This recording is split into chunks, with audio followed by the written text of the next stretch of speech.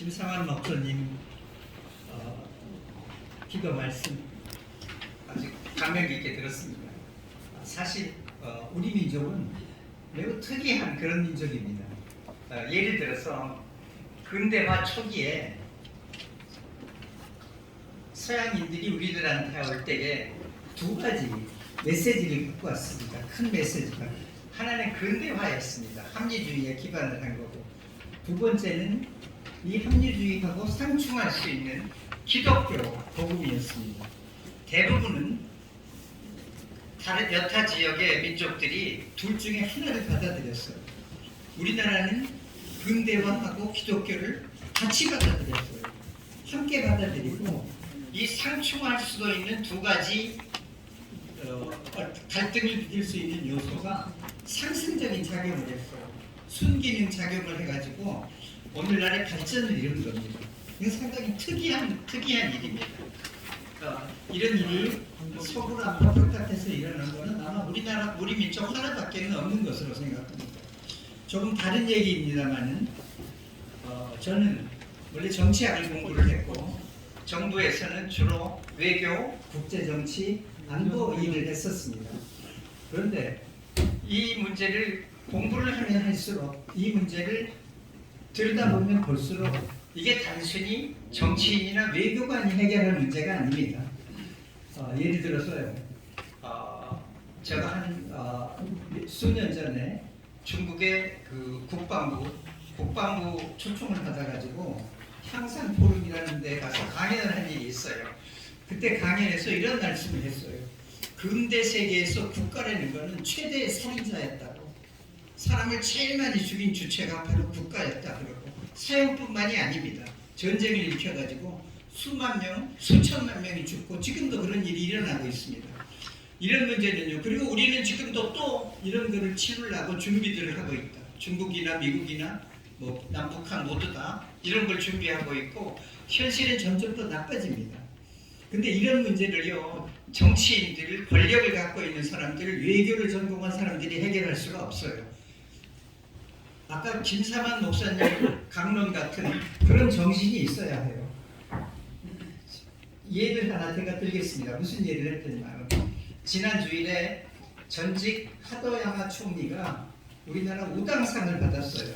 근데 제가 공개를 안 했지만은 그 심사위원장을 제가 했고, 하도야마 총리를 그 수상 후보로 제가 추천을 했고, 위원들이 다 합의를 해가지고 추천을 했습니다. 어떻게 생각하면 모순입니다. 항일 독립운동을 한 사람을 기념하는 상이 일본이 받았어요. 그런데 나는 이런 것들이 모두 다 앞날에 평화를 개척하는 좋은 계기가 된다고 생각합니다. 그 자리에서 제가 그 기념 연설을 하면서 이 말을 했어요. 최소한도로 적어도 동북아시아, 한일, 중국, 남북한 이런 나라들이 사형제만 폐지하는데 합의하더라도 평화의 기전은 훨씬 더 확실하게 된다. 지금 이거를 우리가 시상을 주고 뭐 과거에 잘못했다 하고 그러고 나서 끝내는 것보다 확실한 조치 하나를 하자. 우선 한일 간이라도 사형제 폐지를 하자.